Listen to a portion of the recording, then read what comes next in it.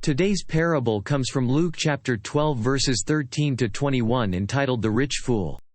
And one of the company said unto him, Master, speak to my brother, that he divide the inheritance with me. And he said unto him, Man, who made me a judge or a divider over you? And he said unto them, Take heed, and beware of covetousness.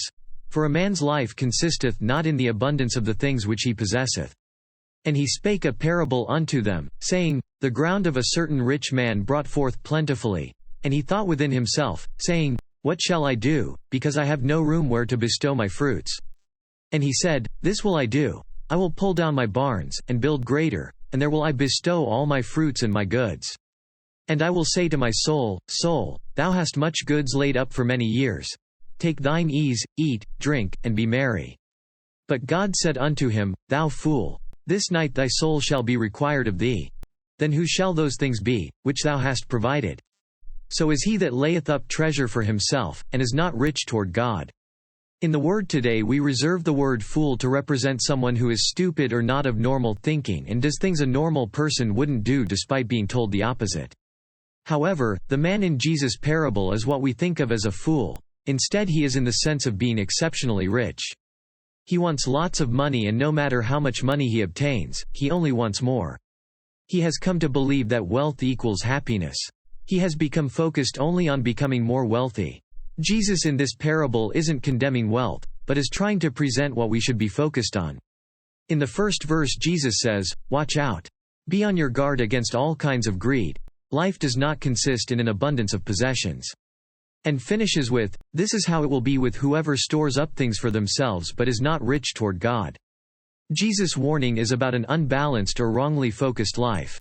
The man in the parable was consumed by his wealth and desire for more. He only focused in on making money, but not worshiping God. Because of this, in the eyes of God, he was poor. He put his heart for the love of money, which is the root of all evil. In the late 1700s, after the Revolutionary War, there was a former slave girl named Phyllis Wheatley. She married a rich grocer, who paid for his college to become a lawyer. He was one of the richest men in the United States at the time. Instead of helping his family, he let them starve because he was so consumed with trying to help free slaves. His children died from disease, his wife was thrown into debtor's prison and eventually died. This is what Jesus was talking about. If you consume yourself with making money, also consume yourself with serving him. One person said to Jesus, Teacher, tell my brother to divide the inheritance with me. Jesus responded, Man, who appointed me a judge or an arbiter between you? Later in the parable, Jesus talked about the rich man's lust for wealth. He was already rich and then one year had a bumper harvest. Now he was super rich, but he had a problem. He had no room to store his grain. So he called a local builder and said, I need more barns and I need them now. The builder was able to build the barns. The rich man now knew he'd be comfortable right into the future. His barns would be full, and his new wealth would last him for years.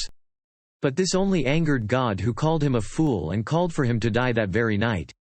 He had lived storing up his wealth, dreaming of retirement, but money won't buy you eternity.